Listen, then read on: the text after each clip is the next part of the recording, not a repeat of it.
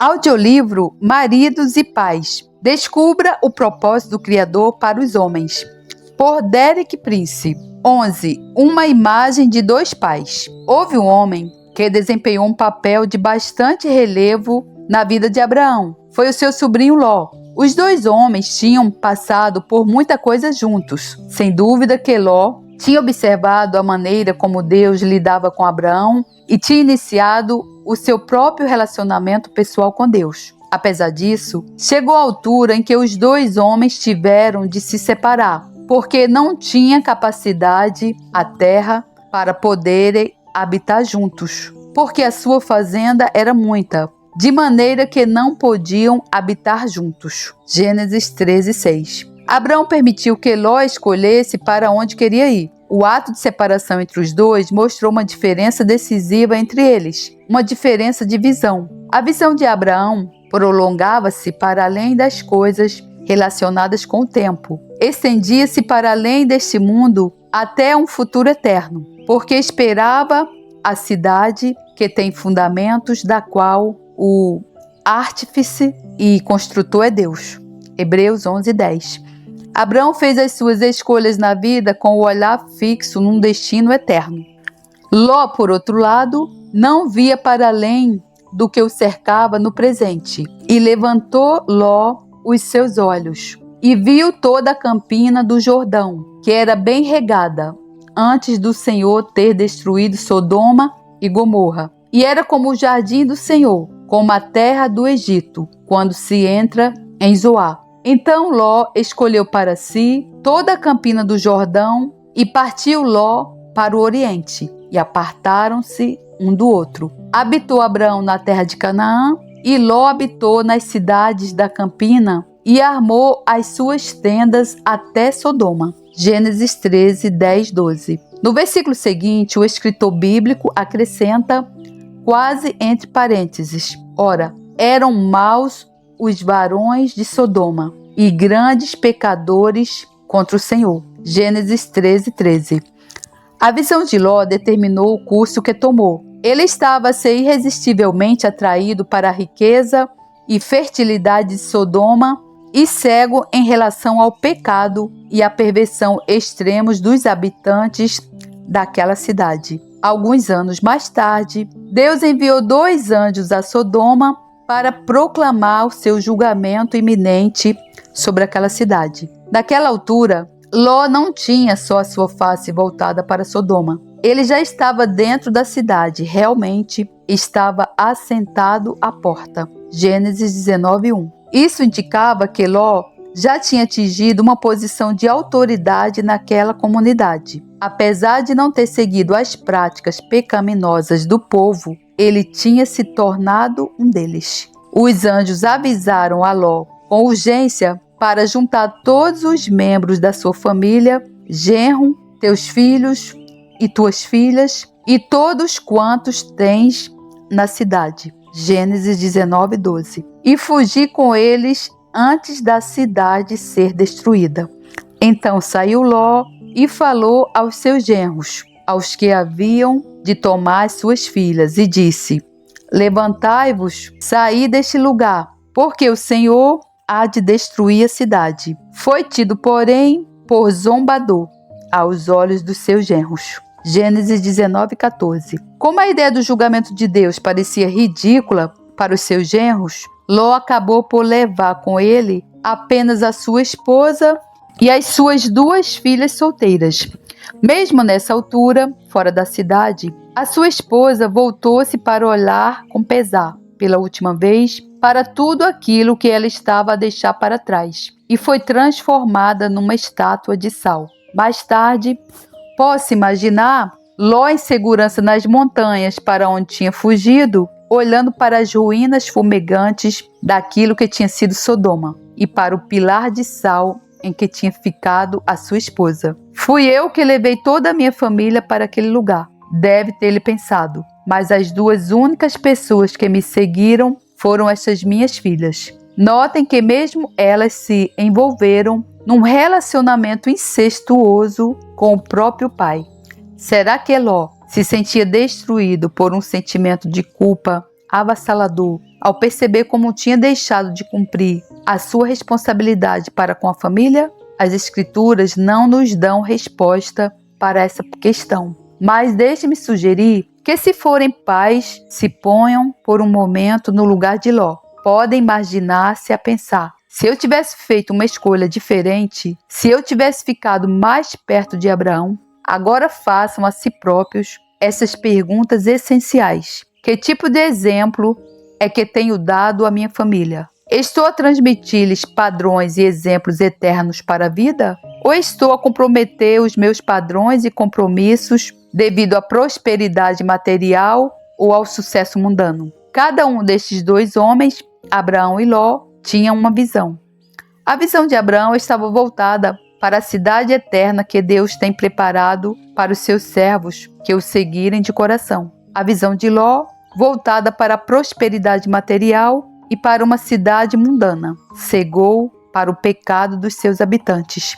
A visão de cada homem determinou não só o rumo da vida que ele seguiu, mas também o destino da sua família. Muitos séculos depois, este princípio ainda é verdadeiro. Um pai estende à sua família a visão que dirige a sua própria vida. Portanto, cada pai precisa de fazer a si próprio as seguintes perguntas: qual é a visão que estou a estabelecer para a minha família? Estou a transmitir-lhes valores eternos que os dirijam para a vida de serviço por Jesus Cristo? Ou estou mais preocupado com o sucesso do mundo? Uma carreira, conforto material, independência financeira e posição social na comunidade? Uma vez ouvi um discurso do presidente de uma bem conhecida escola bíblica. A maioria dos pais que enviam seus filhos para essa escola são cristãos professos, mas o presidente disse isto: quero deixar claro que mais cedo ou mais tarde pergunto a cada um dos meus alunos: quando seus pais o enviaram para essa escola, o que é que eles disseram que seria o mais importante para o seu futuro? Era ser um servo fiel de Jesus Cristo? Até agora, continuou o presidente, nenhum dos meus alunos respondeu que sim, que era isso que lhe tinham dito.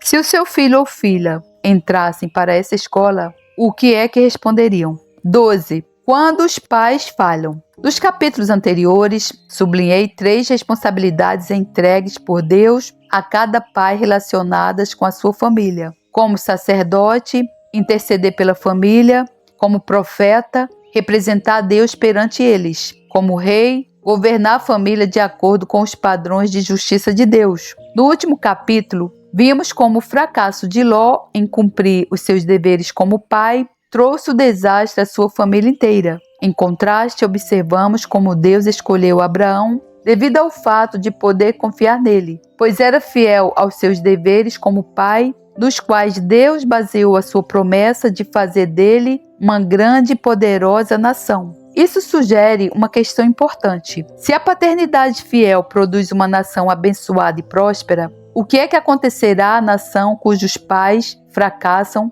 nas suas principais obrigações? Em Deuteronômio 28, Moisés deixa-nos uma imagem viva do que podemos esperar. Este capítulo de Deuteronômio inclui 2 seções. Nos primeiros 14 versículos, Moisés enumera todas as bênçãos que virão sobre o povo de Deus se lhe obedecerem. Nos restantes 54 versículos, Moisés enumera as maldições que virão sobre eles se desobedecerem a Deus. Um versículo nesta última seção descreve uma das maldições que virá sobre uma nação cujos pais ignorem o seu dever para com a sua família. Filhos e filhas gerarás, porém não serão para ti, porque irão em cativeiro. Deuteronômio 28:41. Essas palavras hebraicas indicam que Moisés estava a falar para os homens. A palavra gerar indica, sobretudo, o papel do pai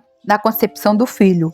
Então, esse versículo refere-se principalmente, mas não exclusivamente, aos pais. Um dia, percebi em choque que não gostar de viver com os filhos e não ter tempo para eles era uma maldição. Comecei a perguntar a mim próprio: quantos pais hoje em dia gostam mesmo de viver com os filhos e têm tempo para eles? Não muitos, concluí. E qual será a razão disso? Creio que é a maldição devida à desobediência. Deus fez dos filhos a maior bênção que ele poderia dar aos homens e às mulheres. Quando pais e mães, mais especialmente os pais, não seguem o Senhor, os seus filhos e filhas deixam de ser uma bênção para serem uma maldição. Nessa versão das Escrituras, lemos literalmente: filhos e filhas gerarás, porém não serão para ti. Isto também se está a cumprir nos dias de hoje. Em incontáveis famílias destruídas, os filhos já não pertencem aos seus pais e mães. Os pais e os filhos são separados uns dos outros. É também o resultado de uma maldição.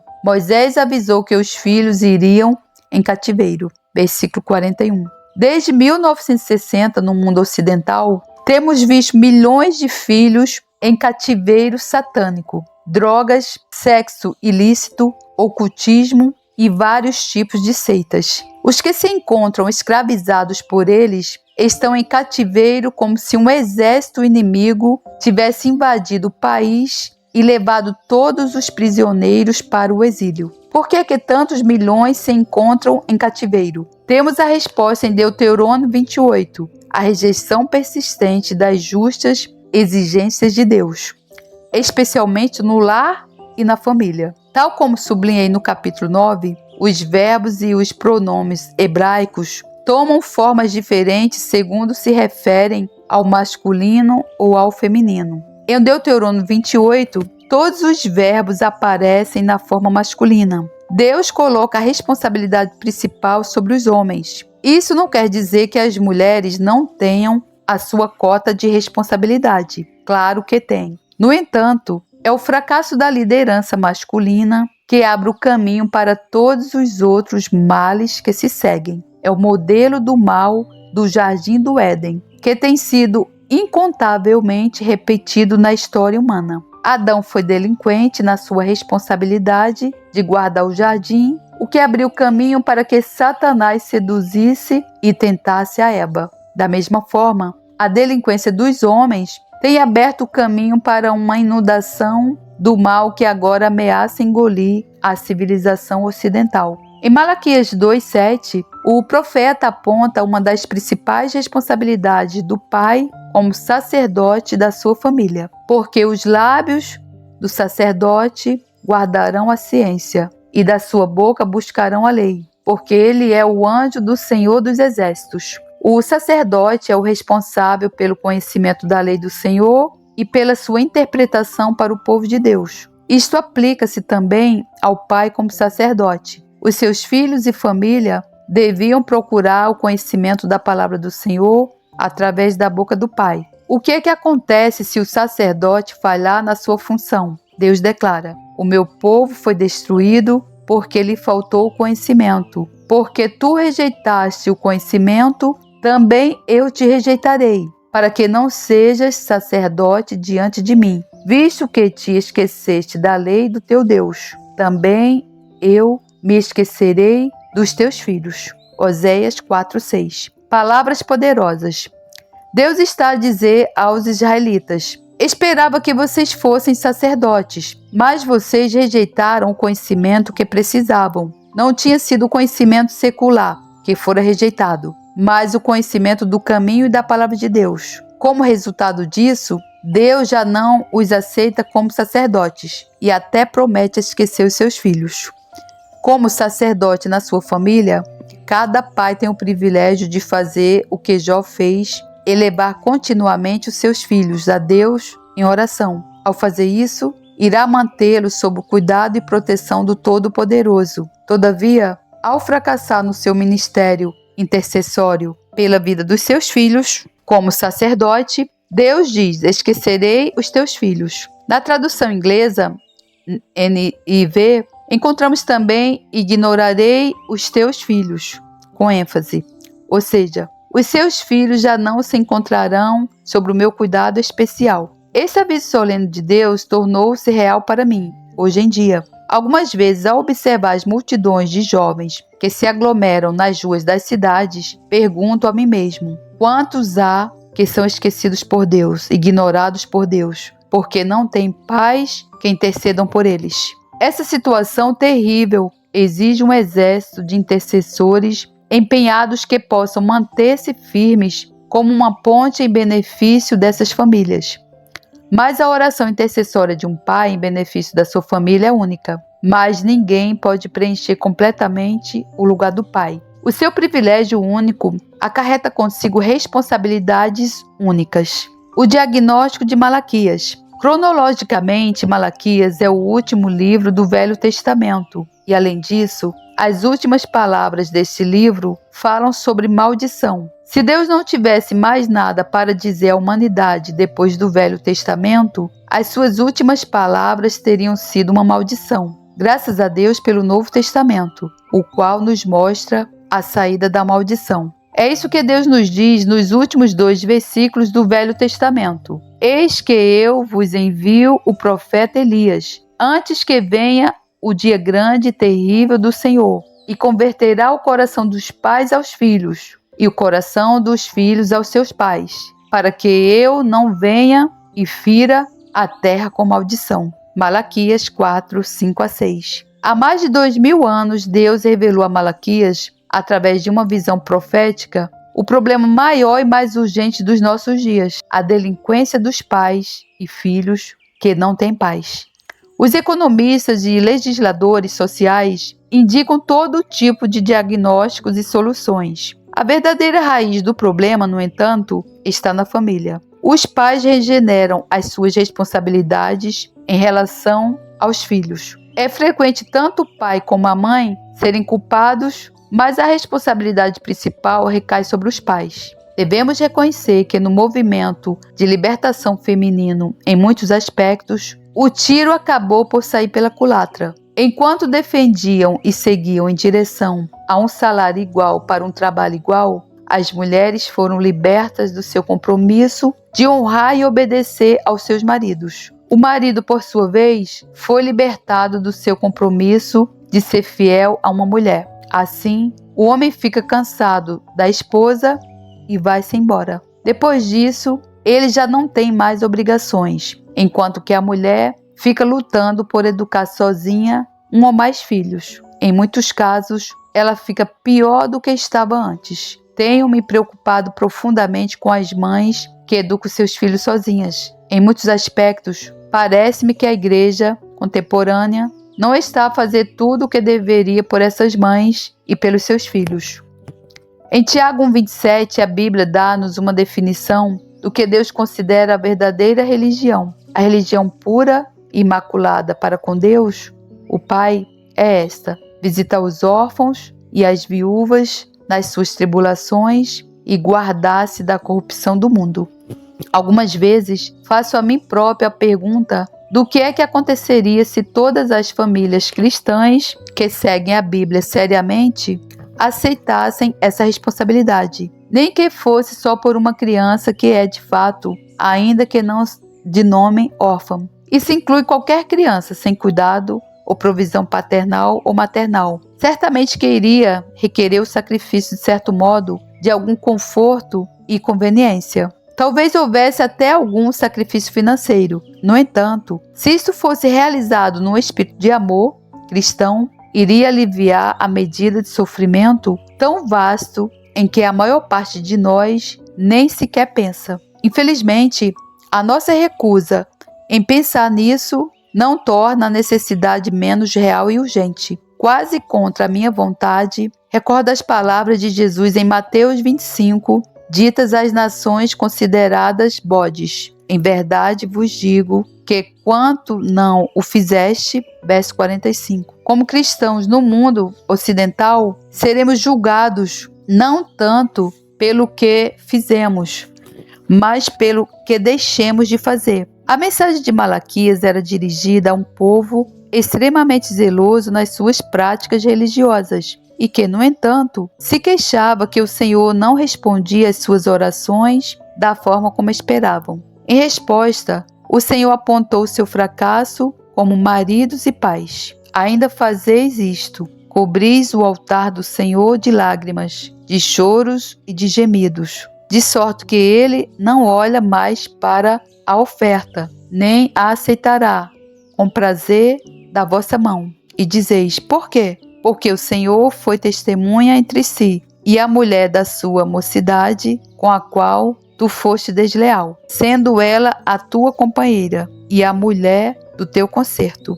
Malaquias 2, 13 e 14.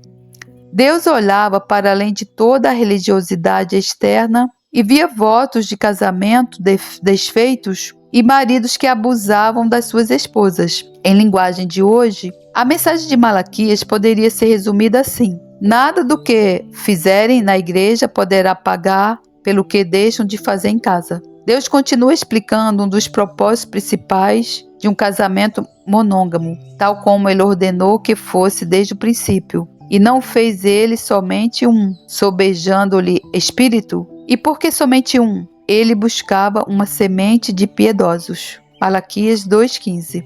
Quando o marido e a esposa vivem juntos em harmonia, de acordo com os princípios das Escrituras, estão qualificados para educar filhos justos e tementes a Deus. Ao desfazer um casamento, são os filhos os que mais sofrem.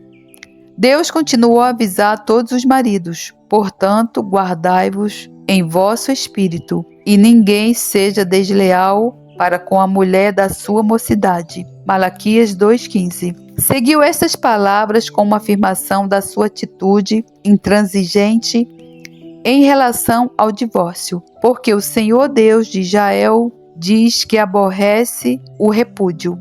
Malaquias 2,16.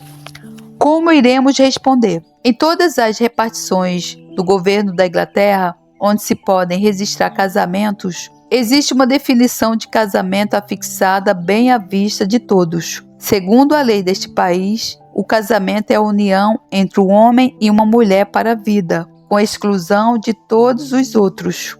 Durante o período em que o povo inglês se tem afastado cada vez mais deste padrão, o país tem progressivamente decaído em quase todas as áreas da vida nacional. Poucas pessoas hoje em dia se preocupam em colocar o Great ou Grande em frente de Bretanha. A palavra de Deus confronta não só a Inglaterra, mas toda a civilização ocidental com apenas duas alternativas. Podemos restaurar o relacionamento da família e sobreviver, ou podemos permitir que o relacionamento da família continue a deteriorar-se e a seguir o mesmo caminho que tem seguido nas últimas décadas. Se o fizermos, pereceremos sob a maldição de Deus. O resultado final desta crise será decidido pela resposta dos pais. Eles são os que Deus considera responsáveis. Na mensagem de Deus, através de Malaquias, ele exige que, em primeiro lugar, o coração dos pais se volte para os dos filhos. Só depois disso, o coração dos filhos se voltará para os pais. Os que de entre nós pertencem às gerações mais antigas podem queixar-se da geração X, ou da próxima geração, ou do que quer que lhes chamemos. Podem apontar-lhes todos os defeitos e fracassos, mas a crise não começou com eles. A culpa é das gerações mais antigas. Foi a nossa geração que os traiu, que fracassou ao apresentar-lhes a verdade, que falhou quando não lhes ensinou a disciplina divina. Agora Deus está a julgar-nos através dos nossos filhos. Há vozes que clamam que a igreja hoje precisa de se tornar socialmente relevante. Não há outra área na sociedade em que a igreja tenha maior oportunidade de se tornar socialmente relevante do que na área da vida familiar. Ao fazer isso, iremos responder à crise mais urgente da nossa era. A igreja hoje precisa de uma mensagem clara e atual, que mostre a família cristã como Deus a criou. Uma mensagem que defina o papel dos maridos, mulheres e filhos. Porém, precisa de ser uma mensagem que seja fiel aos grandiosos e imutáveis princípios estabelecidos nas Escrituras. Desde Gênesis, não deve haver nenhuma cedência às forças humanas que se infiltraram na igreja nessas últimas 3 ou 4 gerações. No Sermão da Montanha, Jesus avisou aos seus discípulos acerca de que o seu compromisso em o seguir iria atrair sobre eles as atenções de todos. Vós sois a luz do mundo. Não se pode esconder uma cidade edificada sobre o monte. Mateus 5,14. Continuando. Assim resplandeça a vossa luz diante dos homens, para que vejam as vossas boas obras e glorifiquem a vosso Pai que está nos céus. Mateus 5,16. Jesus não estava só a dizer aos seus discípulos que ele esperava que eles fossem uma fonte de luz no mundo em trevas. Ele também lhes estava a mostrar como a luz que irradiavam devia brilhar através das suas boas obras, tornadas visíveis para todos. Nos capítulos anteriores, vimos que Deus pretende que a família cristã seja uma fonte de luz nas trevas do mundo, e isso dá-se de duas formas. Primeiro, os maridos devem demonstrar o relacionamento entre Cristo e a sua igreja. Em segundo lugar, os pais devem construir famílias que demonstrem o amor que Deus como Pai tem pelo seu povo que nele crê. A Bíblia também revela uma boa obra principal que Deus espera do seu povo: cuidar dos órfãos e das viúvas. Esse mandamento é afirmado em muitas passagens do Velho Testamento e torna a ser sublinhado no Novo Testamento. Tudo se resume numa palavra. Os mandamentos de Deus podem ser resumidos numa só palavra de imenso significado: amor. Este amor é manifestado em 3 dimensões principais. 1. O amor íntimo entre o marido e a sua esposa. 2. O amor protetor dos pais pelos seus filhos.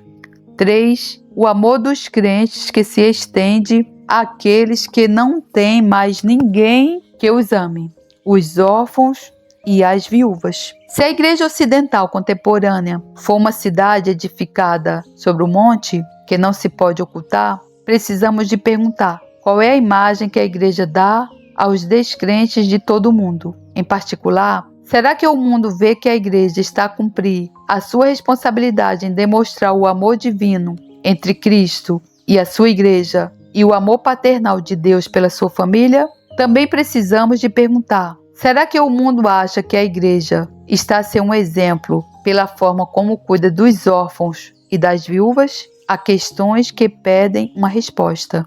Não podemos encolher os ombros e ignorá-las. Provavelmente cada pessoa tem que apresentar a sua própria resposta. A minha resposta baseia-se numa longa e ampla experiência em muitas nações. Já tive a cidadania dos Estados Unidos e da Inglaterra.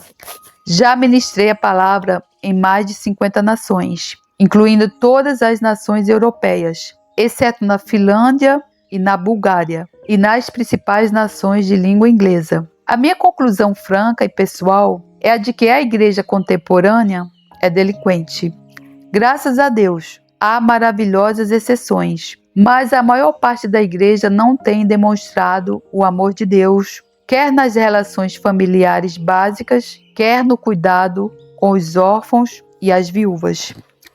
Várias organizações cristãs estão a procurar confrontar o fracasso contemporâneo da liderança masculina e a resultante destruição da família. Organizações como Focus on the Family, sob a liderança do Dr. James Dobson, e mais recentemente Promise Keepers, precisamos de perguntar a nós próprios por que é que esses e outros grupos não sediados em igrejas se têm multiplicado na última metade do século. A resposta de que estão a procurar chamar a si responsabilidades que Jesus encarregou à igreja originalmente. Apesar de admirarmos e apoiarmos estes grupos, não acredito que Jesus, o cabeça da igreja, aceita a transferência da responsabilidade. Ele ainda exige que a igreja reconheça a sua responsabilidade e espera que ela a cumpra.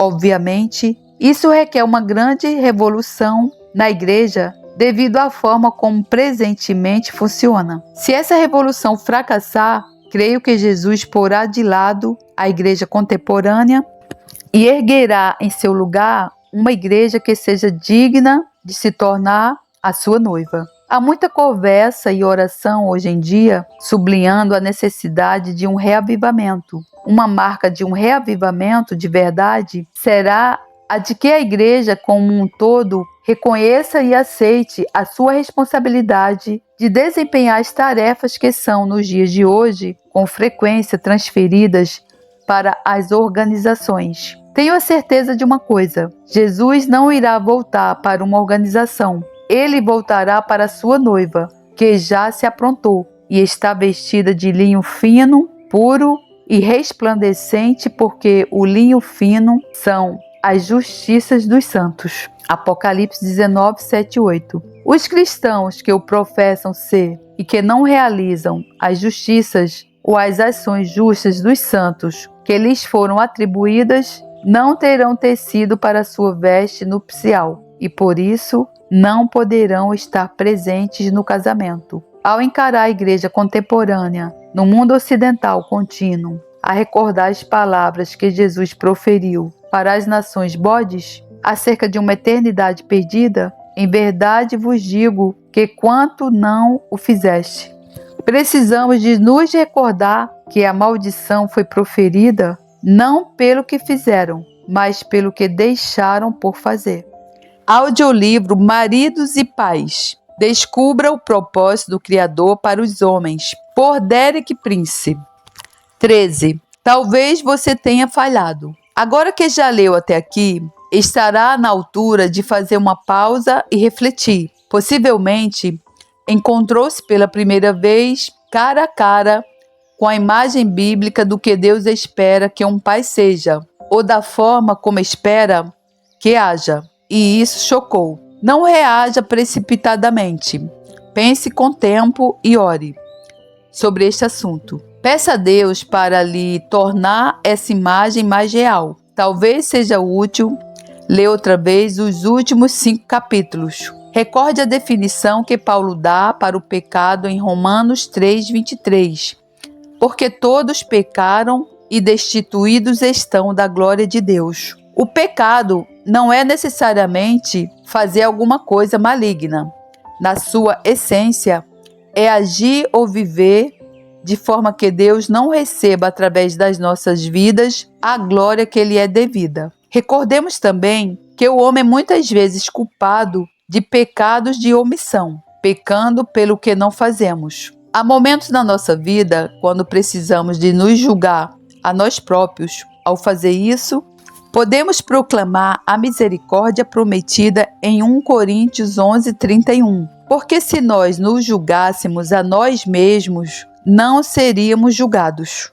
Considere os 3 ministérios principais do pai em relação à sua família: sacerdote, profeta e rei. Verifique o seu desempenho em cada uma dessas 3 áreas e coloque a si próprio questões relevantes. Como sacerdote da minha família, sou fiel na minha intercessão diária e regular por cada um deles? Quão regularmente agradeço a Deus por eles? Como profeta, como é que tenho representado Deus perante a minha família? Tenho-lhes apresentado uma imagem de um Pai celeste cheio de amor? Ou devo reconhecer que a imagem que eu lhes tenho dado do nosso Deus e Pai é realmente uma caricatura nada atraente? Como rei, será que tenho dirigido os meus filhos como uma disciplina que combine amor e firmeza e que os prepare para tomarem o seu lugar na sociedade como cidadãos responsáveis? Tenho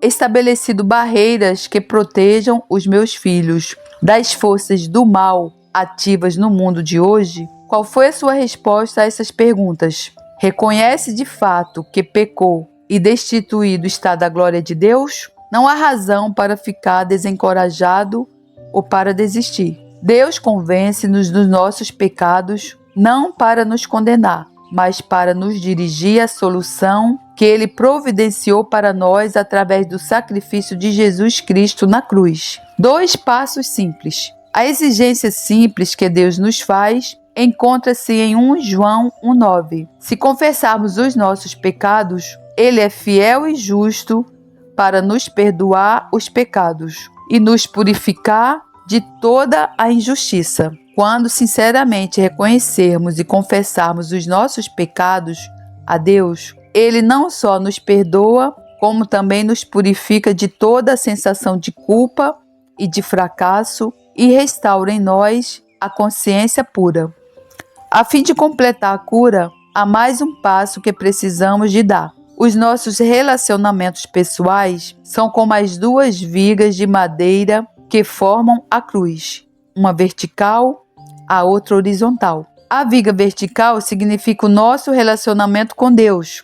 A viga horizontal representa o nosso relacionamento com os outros seres humanos. Para recomeçar, o primeiro passo é ter em conta o nosso relacionamento com Deus, confessando-lhe os nossos pecados e recebendo seu perdão. O segundo passo é recomeçar com os outros seres humanos, confessando-lhes os nossos pecados. Esta exigência encontra-se em Tiago 5,16. Confessai as vossas culpas uns aos outros e orai uns pelos outros, para que sareis. A oração feita pelo justo pode muito nos seus efeitos.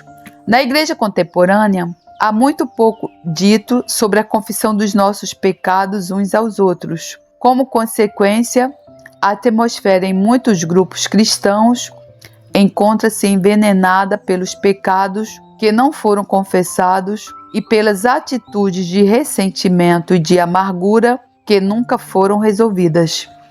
Isso inibe a obra do Espírito Santo. John Wesley registrou no seu diário que uma das sociedades dos primeiros metodistas que teve mais sucesso veio de um grupo de cerca de 10 pessoas que concordaram em se encontrar semanalmente para confessar os seus pecados uns aos outros. Em 1 João 7, o apóstolo afirma que a principal exigência é a contínua pureza espiritual. Mas se andarmos na luz, como ele na luz está, temos comunhão uns com os outros. E o seu sangue, de Jesus Cristo, seu Filho, nos purifica de todo o pecado. Andar na luz significa sermos honestos e abertos uns com os outros. Todos os verbos deste versículo estão no tempo presente, se andarmos na luz continuamente. Temos comunhão continuamente. E o sangue de Jesus nos purifica continuamente. Por outras palavras, João está a descrever um tipo de vida contínuo. Esta exigência aplica-se a todos os cristãos vivendo em comunhão, mas primeiro e acima de tudo, a família cristã. Isso coloca uma grande responsabilidade sobre o pai de cada família. Um pai que confessou. Vamos supor que já deu o primeiro passo e confessou os seus pecados para com Deus. Agora é necessário dar o passo seguinte e confessar os seus pecados aos membros da sua família. Em primeiro lugar, a sua esposa e depois então aos seus filhos. É bastante provável que já tenha certeza de alguns dos pecados que deve confessar, mas até agora tem estado como que a escondê-los debaixo do tapete. Deixe-me ser franco consigo. Não há tapete que possa encobrir esses pecados. Ao trabalhar neste mesmo capítulo do manuscrito para este livro, recebi uma inesperada carta de um casal cristão a quem já conheço há vários anos. Vamos chamar-lhes David e Rosemary. Há meses, o David tinha decidido fazer um tipo especial de jejum, abster-se não só de todo tipo de comida, mas também de outras distrações que nos tornam insensíveis à voz do Espírito. Na sua lista, incluíam-se a televisão, os filmes e vários tipos de música. Na carta, Rosemary referia algo do que o jejum tinha trazido às suas vidas. Vou citar abaixo alguns excertos do que ela disse. Parece que agora aquilo que Deus começou e continua a fazer é a mostrar-nos a quantidade de sujidade e imundície que temos tido nos nossos corações. Tenho a certeza que se Ele me tivesse mostrado tudo, o meu pecado, numa só vez, eu tinha morrido logo ali. Mas na sua maneira gentil e misericordiosa de proceder, Ele tem nos mostrado pouco a pouco aquilo que não lhe agrada. E tem sido tanto. Sinto como se tivesse confessado o pecado meses a fio. E o David sente o mesmo. No princípio do jejum, O Senhor mostrou a David, de forma muito clara, que o jejum não valeria nada se houvesse algum pecado não confessado na sua vida. Assim, ele confessou todo o seu pecado a Deus e arrependeu-se. Depois o Senhor disse-lhe: agora confessa a tua esposa. E, com muita dor, humilhação e tristeza, ele despejou todos os pecados escondidos dos quais eu nunca tinha sabido ou suspeitado. Deus claramente trouxe-nos a este lugar e apoiou-nos maravilhosamente com as Escrituras e trouxe-nos a paz. A confissão de David foi realmente uma chamada gritante para cada um de nós e para alguns dos amigos a quem contamos um pouco do que se passou. Deus usou essa situação para nos mostrar com que facilidade a maneira do mundo pensar modifica a nossa perspectiva e com que facilidade deixamos o pecado penetrar-nos até nos ter tomado por completo e como confiamos em nós próprios em vez de em Deus. Vezes sem conta, Deus tem nos mostrado que não temos protegido os nossos corações. Deus tem nos mostrado aos dois as coisas que se tornaram ídolos para nós. David desfez de quase toda a sua bastante extensa coleção de música. Isso era uma coisa que eu nunca poderia tê-lo convencido a fazer. Então, eu sabia que tinha sido Deus.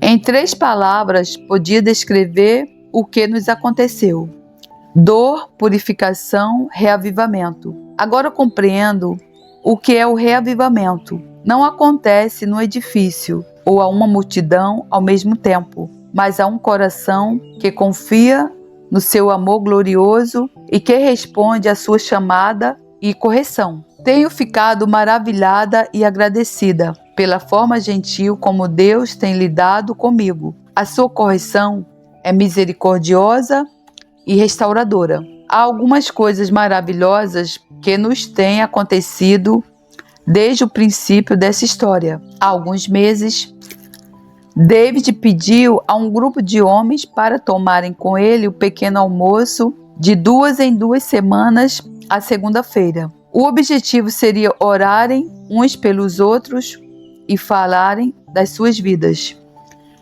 Deste grupo, desde que David lhes contou o que nos estava a acontecer, quase todos já foram ter com as suas esposas para lhes confessarem algum aspecto de um pecado escondido. Deus está a realizar a mesma purificação em todos. Agora as esposas dos maridos deste grupo começaram a reunir-se para orar pelos seus maridos. Tem sido a mais maravilhosa e natural unção do Espírito Santo que já experimentei. Com natural, quero dizer, nenhum de nós vai à mesma igreja. Essa unção não está a acontecer no edifício. É simplesmente o corpo de Cristo no seu ministério mútuo uns pelos outros. Tem sido incrível. Além disso, como não frequentamos todos a mesma igreja, estamos a compartilhar o que nos acontece com os que pertencem a nossas igrejas e está a espalhar-se. O que está a passar-se nesta família precisa de acontecer a milhões de famílias onde há pecado não confessado na vida do Pai. Muitos cristãos têm consciência dos seus pecados não confessados, mas adotam a atitude de que, se ignorar tempo suficiente, irá embora. Isso é um engano. Só há uma forma de lidar com eficiência com o pecado: arrependimento do fundo do coração, seguido de confissão. O que encobre as suas transgressões nunca prosperará, mas o que as confessa e deixa alcançará a misericórdia. Provérbios 28:13. Isso leva-nos à verdadeira barreira ao lidarmos com o pecado, o orgulho. Se eu confessar esses pecados, dizemos a nós mesmos: serei humilhado. Não, isso é outro engano. Se confessarmos esses pecados, seremos feitos humildes. Se recusarmos confessá-los, no final, seremos humilhados. Deus nunca se oferece para nos tornar humildes. Invariavelmente, o mandamento é: humilhai-vos. Ver, por exemplo, 1 Pedro 5,6. Há uma coisa que só nós podemos fazer. Ninguém mais pode tornar-nos humildes, nem mesmo Deus. Porém, ao recusarmos sermos humildes, mais cedo ou mais tarde chegará a hora de sermos humilhados. A escolha é ser humilde e confiar em Deus, na sua misericórdia e graça, ou recusar ser humilde e a seu devido tempo ser humilhado por circunstâncias que estão fora do nosso controle. A quem confessar? Poderão perguntar: a quem devo fazer a minha confissão? Alguém deu a seguinte resposta: a confissão deve ser tão ampla como a transgressão. Faça a sua confissão a todos os que foram prejudicados pelo seu pecado. Todo pecado é principalmente e acima de tudo contra Deus.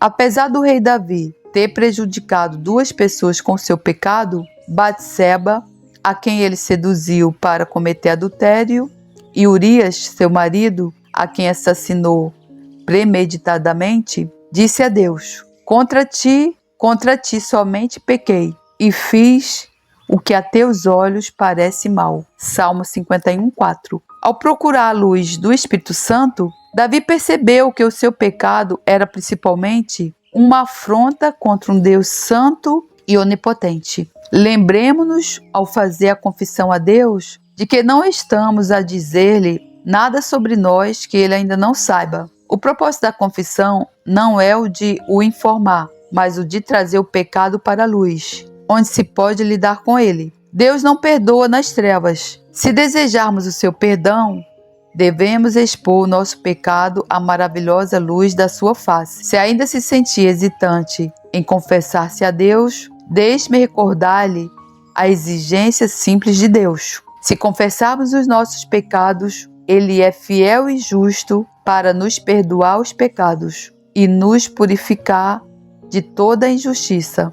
1 João 1,9. Essas palavras de encorajamento também são palavras de aviso. Se fizer a sua confissão, Deus compromete-se a perdoá-lo, mas Ele nunca se comprometeu a perdoar o pecado se não quisermos confessar. Notem também que quando Deus perdoa, nos purifica de toda a iniquidade ligada ao nosso pecado. Se tivermos sido perdoados, também estamos purificados da iniquidade. Se o nosso coração não tiver sido purificado, provavelmente isso indica que não fomos perdoados. Talvez não nos tenhamos verdadeiramente arrependido.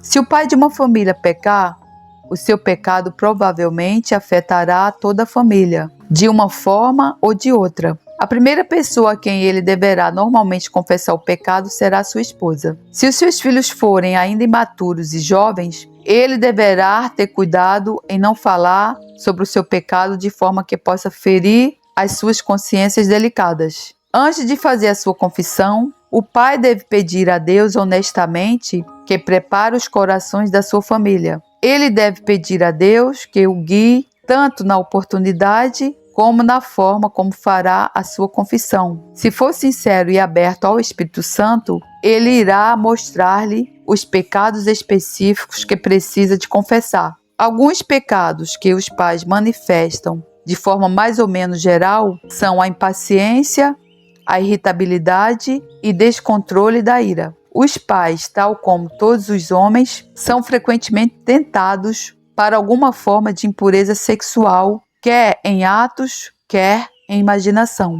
Um pecado que escraviza multidões de homens nos dias de hoje é o pecado da pornografia. A Bíblia nunca fala de pecados menores. Em 1 João 5,17, o apóstolo recorda-nos que toda iniquidade é pecado. Não há meio termo entre a iniquidade e o pecado. Tudo que for iníquo é pecaminoso. Por outro lado, a Bíblia categoriza alguns pecados como maiores ou capitais. José, por exemplo, ao ser tentado a cometer adultério com a esposa de Potifar, exclamou: pois como faria eu esse tamanho mal? E pecaria contra Deus. Gênesis 39:9. Tal como Davi, José reconheceu que ele estaria pecando principalmente e acima de tudo contra Deus. Fora da zona cinzenta.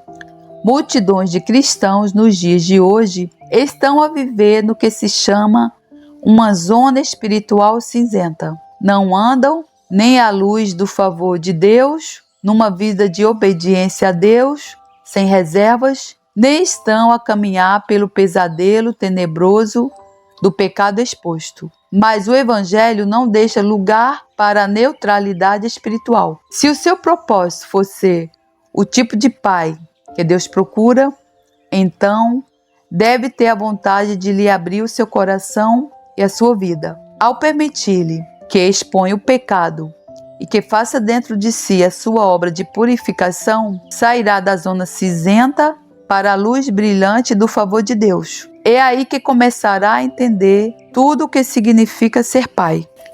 14. Mas você pode ter sucesso. Depois de ler os capítulos anteriores, já se encontrou cara a cara com áreas em que falhou na sua vida? Já reconheceu que não tem sido o tipo de pai que Deus procura e de que a sua família desesperadamente necessita? Está na hora de tomar uma decisão.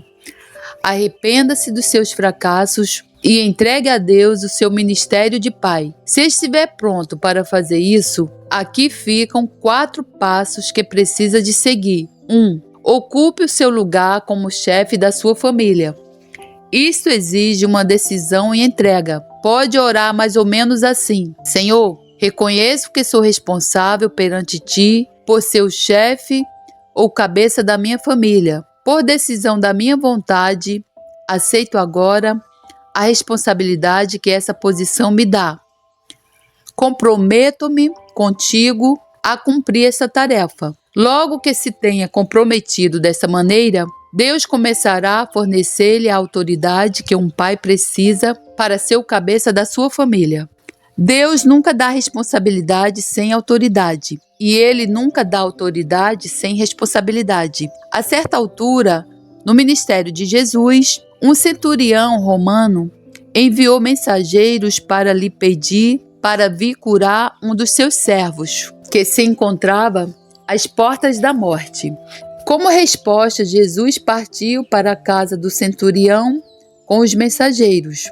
Porém, antes de lá chegar, o centurião enviou-lhe os seus amigos, dizendo: Senhor, não te incomodes, porque não sou digno de que entres debaixo do meu telhado, e por isso nem ainda me julguei digno de ir ter contigo. Dize, porém, uma palavra, e o meu criado sarará, porque também eu sou homem sujeito à autoridade, e tenho soldados sob o meu poder. E digo a este: vai, e ele vai, e a outro: vem, e ele vem, e a meu servo: faze isto, e ele o faz.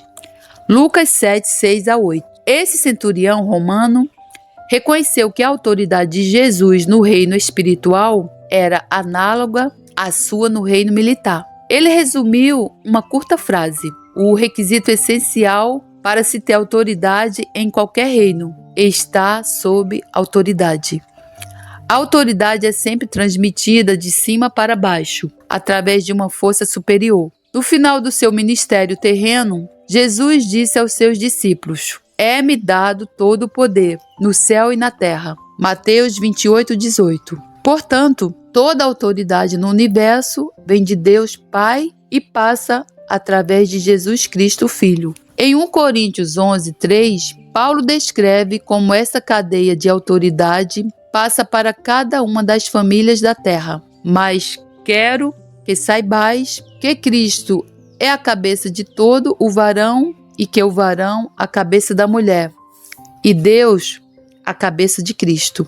Isto pode ser representado no diagrama da página seguinte. A sua autoridade como marido e pai depende, por isso, de estar em submissão a Jesus. Se estiver verdadeiramente submisso a Ele, como sua cabeça, toda a autoridade do céu irá fluir do alto através de si para a sua família, e você funcionará com eficiência como cabeça da família. Por outro lado, se não estiver em sujeição a Jesus, pode até esforçar-se grandemente na carne, pode gritar e bater o pé, pode zangar-se e ser violento, mas ainda lhe faltará uma coisa: a autoridade genuína dada por Deus, que é a única que o pode tornar eficiente como cabeça da sua família. O diagrama mostra o seguinte: Deus Pai é a autoridade superior, Jesus Cristo, abaixo de Jesus Cristo o homem ou o marido,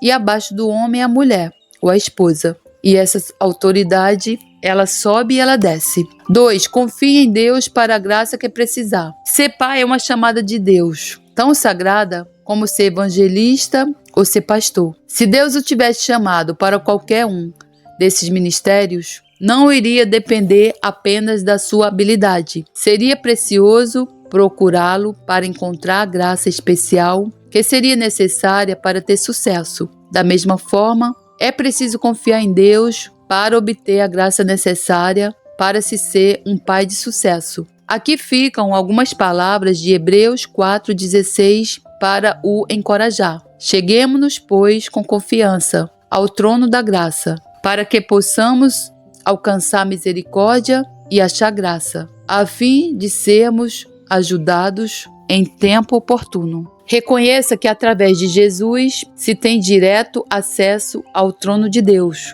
que é quem governa sobre todo o universo e tem todas as situações e pessoas sob o seu controle. Tome nota também que é um trono da graça, do qual é dispensado o favor imerecido de Deus a todos os que vierem através do sacrifício de Jesus na cruz. Somos convidados a entrar abertamente, não com hesitação ou com dúvida. Não somos suplicantes indefesos, mas filhos de Deus, nosso Pai, na presença de quem somos sempre bem-vindos. Ao chegarmos a Ele desta forma, Deus oferece-nos duas coisas: misericórdia e graça. Nenhuma delas pode ser merecida ou ganha de alguma forma. Devem ser recebidas como dádivas gratuitas de Deus. Misericórdia para o passado. A misericórdia toma conta do passado, cobre todos os erros e fracassos que o fazem sentir-se incapaz. Depois de confessado e se ter arrependido de todos os pecados que tenha cometido, eles já não serão mais usados contra si.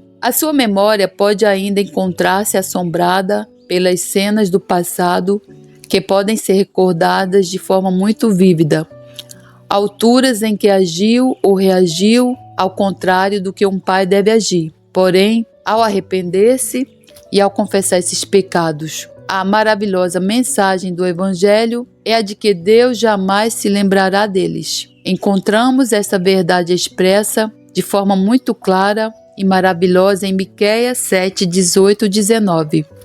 Quem, ó Deus, é semelhante a ti, que perdoas a iniquidade e que te esqueces da rebelião do restante da tua herança? O Senhor não retém a sua ira para sempre, porque tem prazer na benignidade. Tornará, pois, a apiedar-se de nós, subjugará as nossas iniquidades e lançará todos os nossos pecados nas profundezas do mar. Glórias a Deus.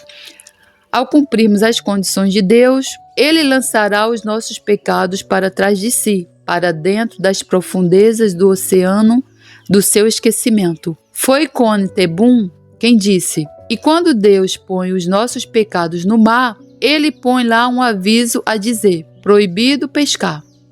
Se o Deus poderoso esqueceu os nossos pecados, por que havemos nós de tentar lembrar-nos deles? Graça para o futuro. Depois de ter lidado com seu passado, pode olhar para o futuro, procurando a graça que precisará para ter sucesso na sua chamada como pai. A graça, tal como a misericórdia, nunca pode ser merecida, só pode ser recebida pela fé. A graça tem sido definida como o favor imerecido dado por Deus aos que não o merecem. Devido ao seu relacionamento com Deus, através de Jesus Cristo, Deus olha para si com favor. Ele tem prazer em si. Ele quer o melhor para si. Ele deseja que tenha sucesso sob todas as circunstâncias, particularmente como pai. O apóstolo Paulo suportou provações e pressões tremendas. A certa altura, ele implorou alívio a Deus, mas a resposta de Deus foi: a minha graça te basta.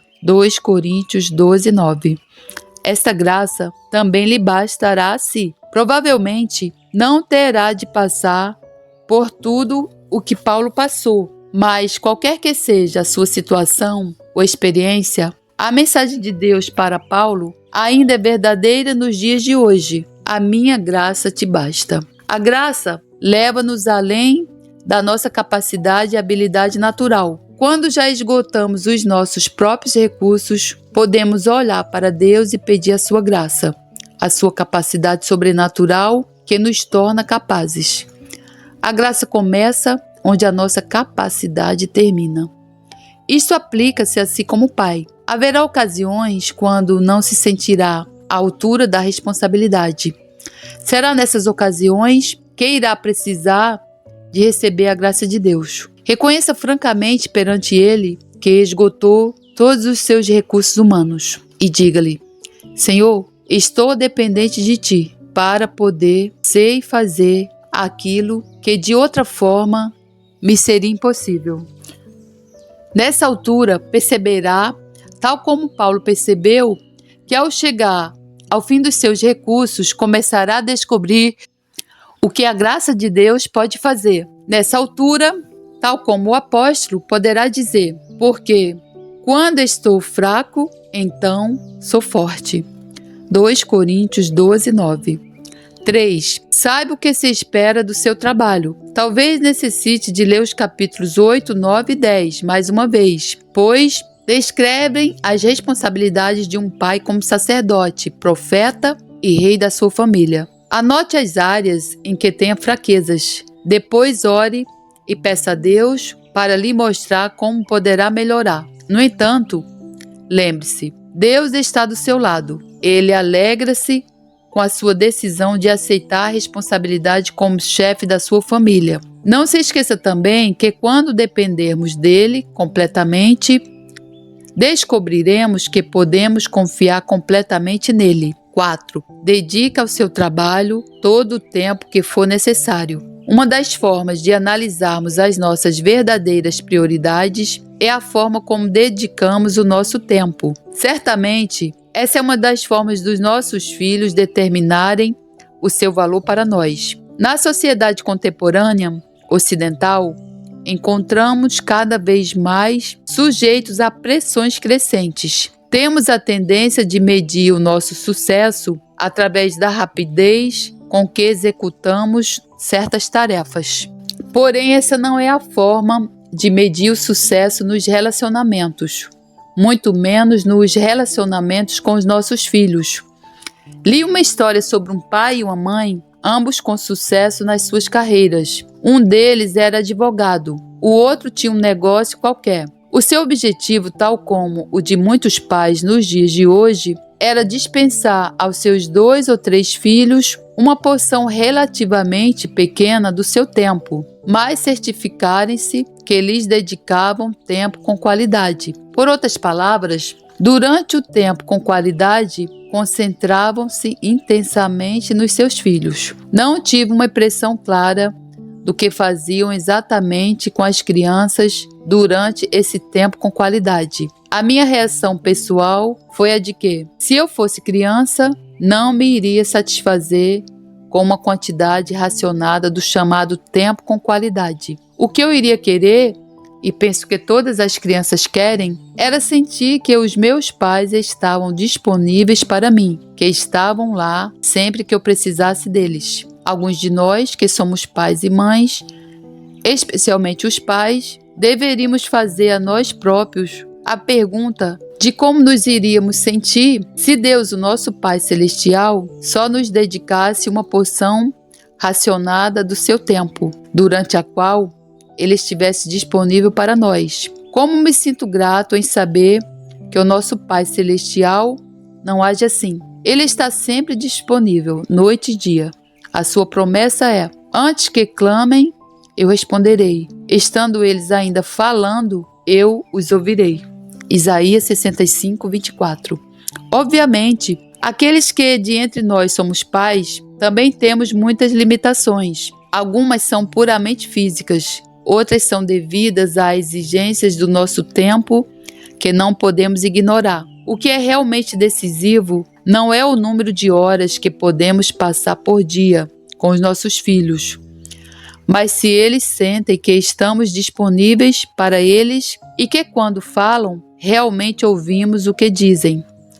Podemos assegurar-lhes tal como Deus nos assegura: enquanto falam, eu ouvirei. Há muitos anos, enquanto Lídia e eu ainda tínhamos quase todos os nossos filhos conosco em casa, estávamos sentados à mesa, em família, falando informalmente das coisas de Deus. Uma das nossas filhas, de 10 anos, estava sentada no meu colo. De forma inesperada, sem ninguém orar por ela, ela recebeu uma visita sobrenatural do Espírito Santo e começou a louvar o Senhor numa nova língua que o próprio Espírito Santo lhe deu. Mais tarde perguntei a mim próprio, por que é que foi naquele momento em particular que ela ficou aberta ao Espírito Santo? Concluí que foi por aquele momento estar no meu colo, que se sentiu perfeitamente segura e aceite. Todas as barreiras para o Espírito Santo tinham sido quebradas. Como pais, precisamos de perguntar a nós próprios: será que a atmosfera em casa respira aceitação e segurança? Demorará mais do que breves períodos de tempo com qualidade para criar esse tipo de atmosfera no nosso lar. Pode até envolver algum sacrifício da nossa parte. Podemos ter de desistir, temporariamente, pelo menos de algum passatempo ou desporto de que gostamos muito. Porém, ao fazer isso, estaremos a comunicar com o nosso filho numa linguagem sem palavras. Estaremos a dizer: acho que tu és muito importante para mim.